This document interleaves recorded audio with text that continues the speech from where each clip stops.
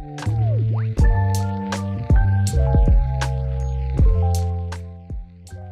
everyone, and welcome to the green economy. Energy powers today's world, but where does the supply of energy come from? Today we're looking at the supply chain of energy and how to make your energy supply resilient in the face of climate change. First up today, we're talking with Alex Smith from Hammer Energy, who are at the forefront of biofuels in Australia. Welcome to the show, Alex. It's great to have you with us. Thank you very much, Ivana. Thank you very much for the opportunity to talk to you today. I'm looking forward to it. Can you tell us about your company? What inspired you to start this venture? Thanks, Ivana. I can definitely talk about our company for as long as you want. So our company is Hammer Energy. So Hammer Energy stands for Hydrogen-Assisted Molecular Recycling. And our vision is to be the leading biofuels or renewable fuels company in Australia. So the way we came about, me and co-founder David out of the oil and gas industry, we started Hammer about 3 years ago with the mission to create renewable fuels that can displace fossil fuels and help Australia meet its climate change targets or its decarbonisation targets. We spent a bit of time looking at being sort of new to the renewable fuels industry. We spent a bit of time looking at various options, particularly in the hydrogen space. Over the last 3 years, there's been a lot of discussion about hydrogen, and indeed we looked at it closely. How important is so biofuels where we and alternatives landed to the global was green that transition? the best way to use hydrogen or renewable hydrogen is where it is produced. So we have developed a hybrid approach to production of renewable methanol. So methanol is a simple alcohol. It's not currently produced in Australia, but there is a lot of it produced around the world from fossil fuels. And methanol is a liquid at room temperature. It's very easily transported, and it has an emerging place in the decarbonisation of the hard-to-abate sectors, such as intercontinental shipping and aviation. So Hammer is a very small company. We've, as I say, been going for 3 years, and we're looking to develop projects. Our main project, our flagship project, is the Portland Renewable Fuels Project. And that project will look to take residual forestry biomass, renewable hydrogen, and create a syngas from the biomass, combine that with the renewable hydrogen to create a synthetic gas that is then used to make methanol, catalysed to make renewable methanol. And then hopefully that will be sold into the shipping, emerging green shipping market. Very important, thank you. Can you tell us a bit more about the difference between bio and e-fuels? Certainly. So in the context of bio, so biofuels come from a biological source. So that might be animal fat in the case of some of the renewable or green diesel fuels which are on the market, or in our case it's a sustainable forestry biomass from somewhere like the Green Triangle forestry region in Portland. So when those sustainable products are the feedstock, it's a biofuel.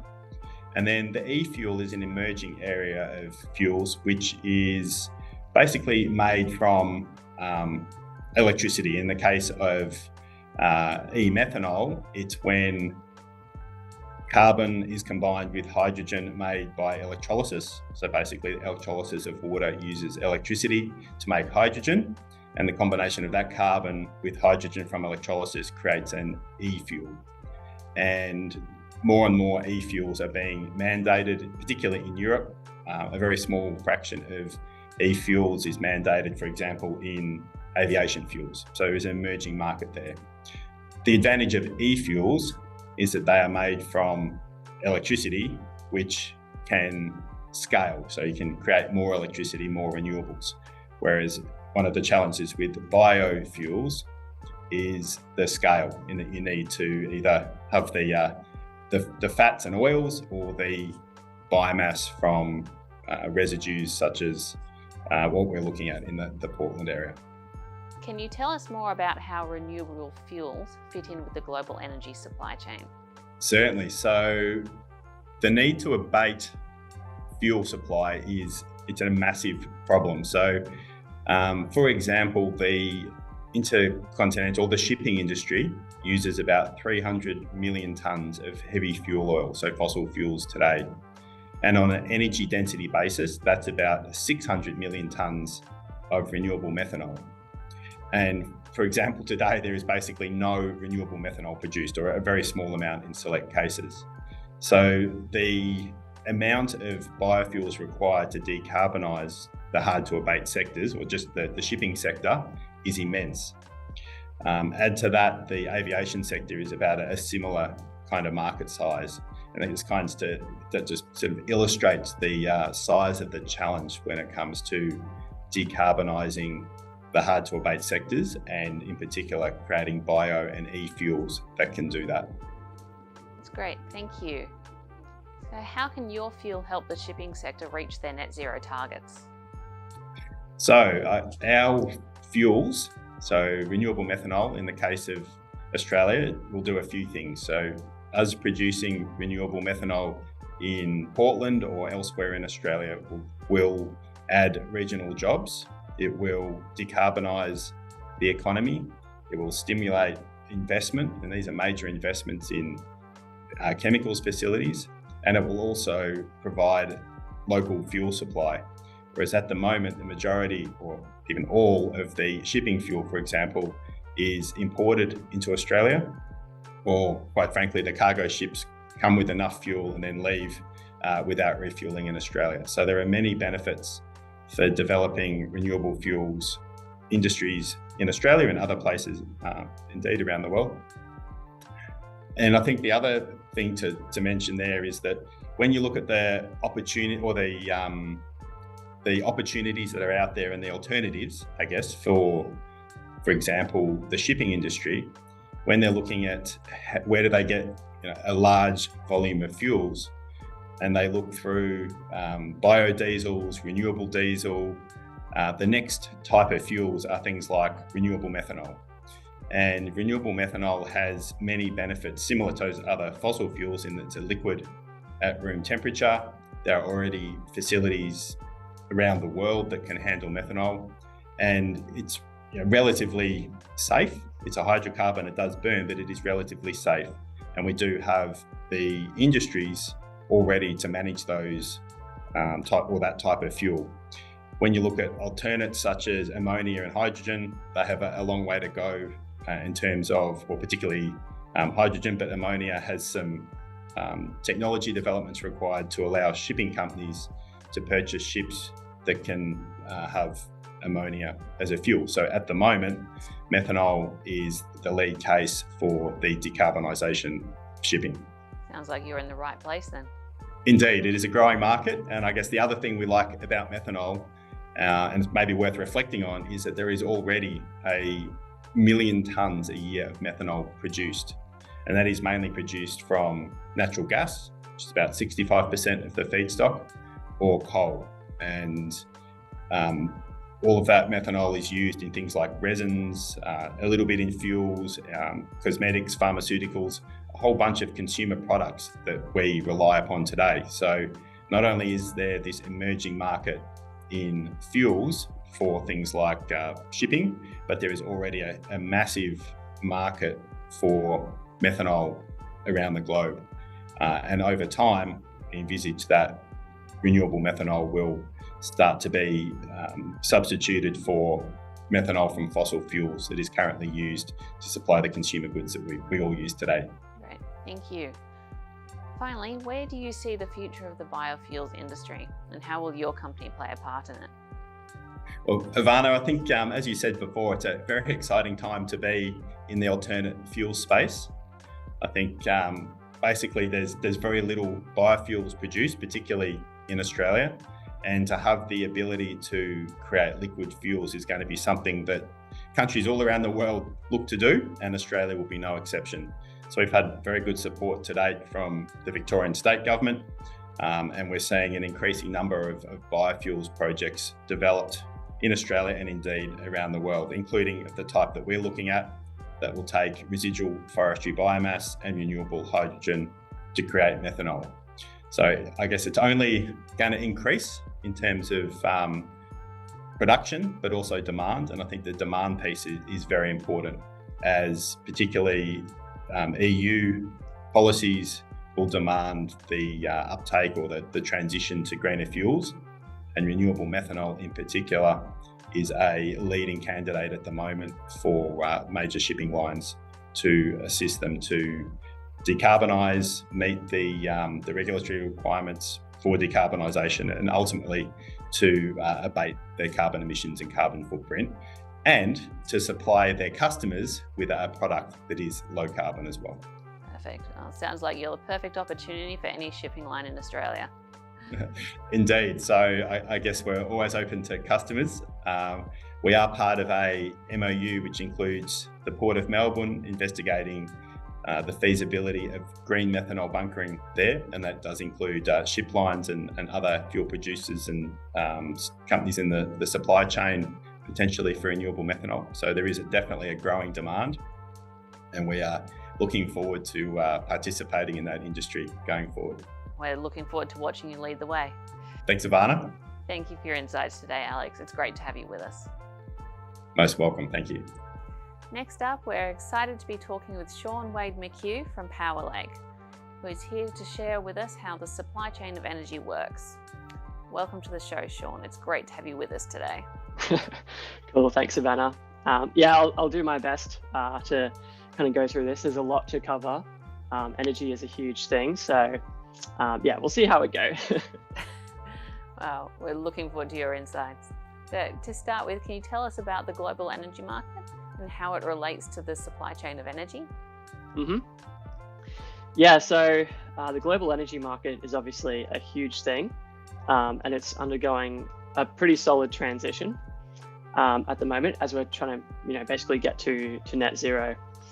And really, the transition from a supply chain perspective, it's all about the challenges around balancing supply and demand.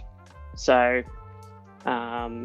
traditionally we've been using a lot of fossil fuels, and we can really ramp up production or ramp down production based on what we think demand is going to look like.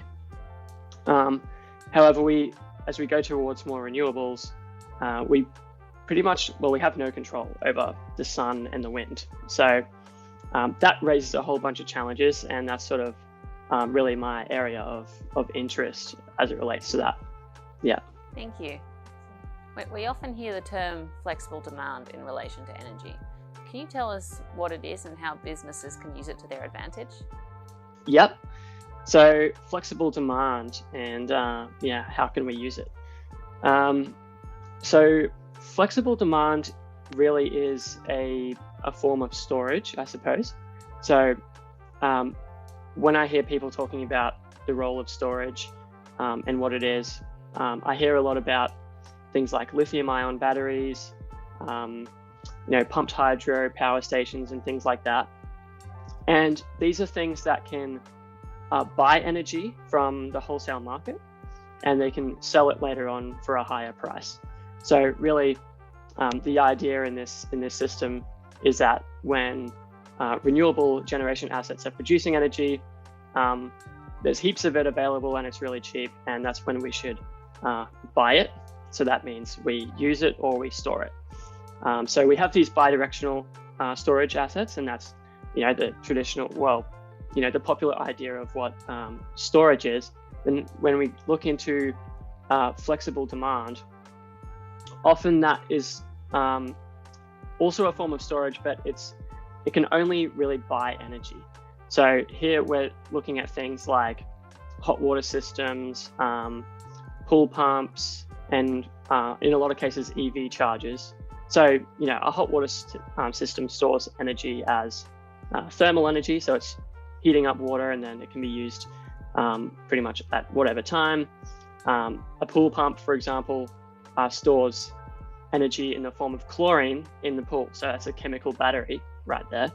And that prevents the pool from going green.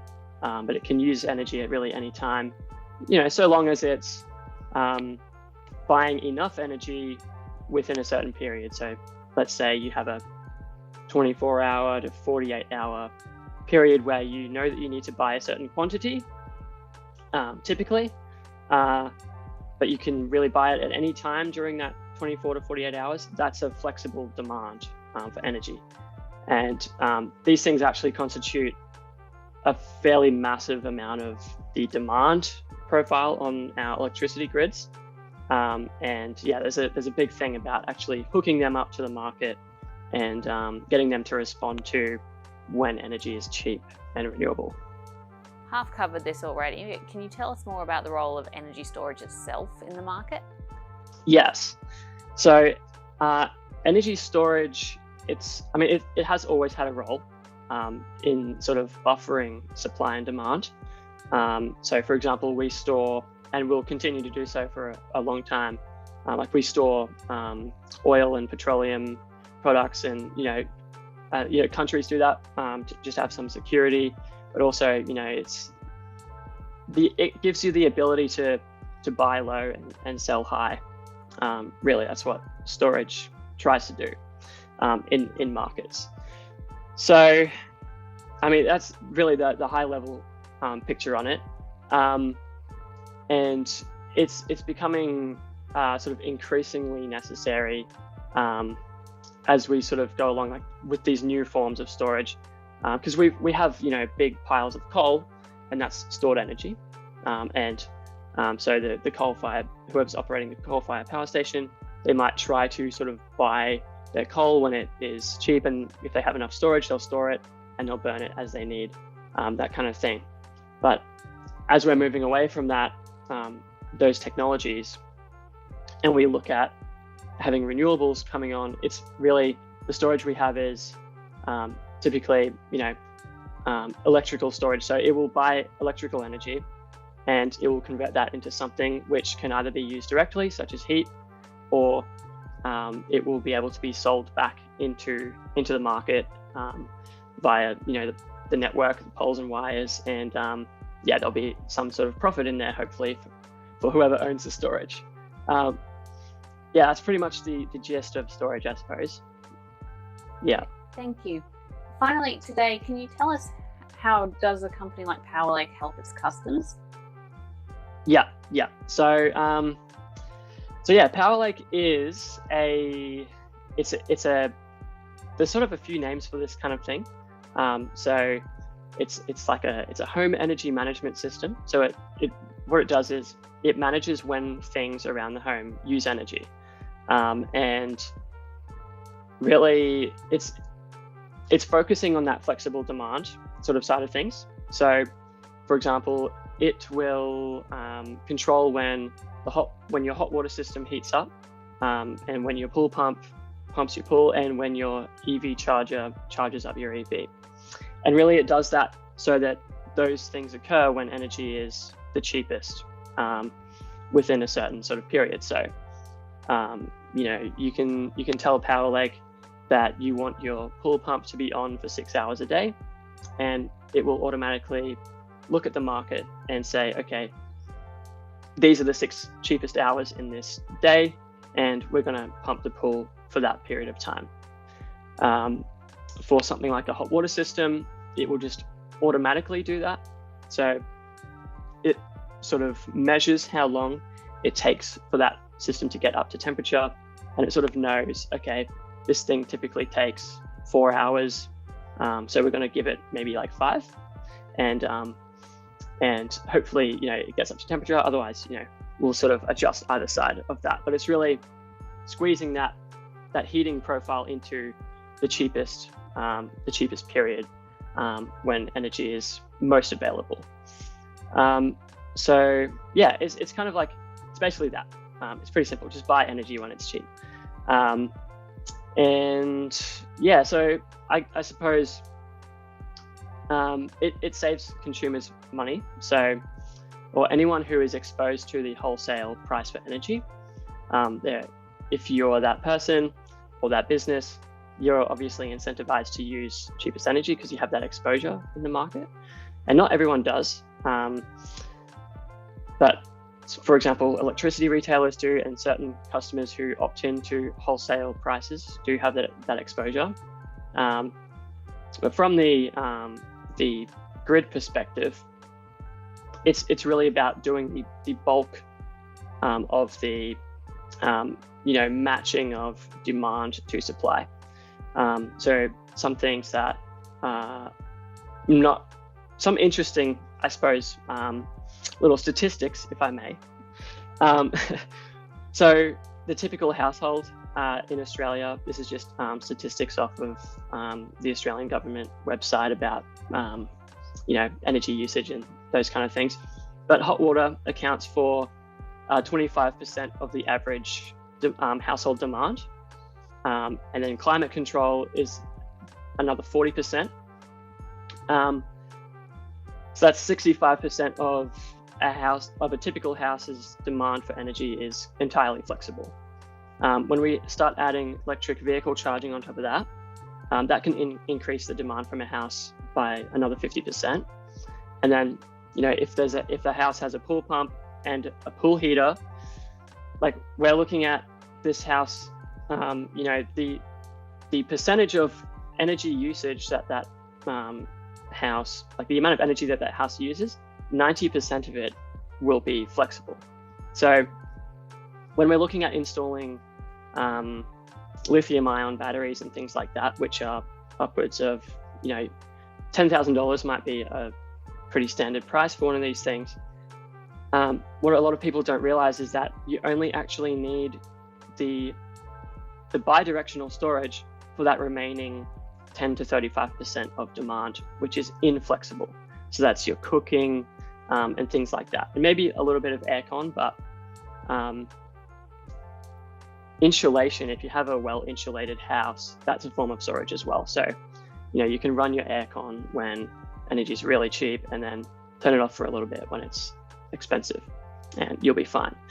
So yeah. That's very comprehensive. Thank you so much for your insights today, Shaun. They're very valuable. Thank you. Thanks for having me. Thank you. With the many disruptive events going on in the world today, it has never been more important to look at energy resilience. Today is your chance to look at a more renewable energy supply for your business. Thank you for watching. See you next time.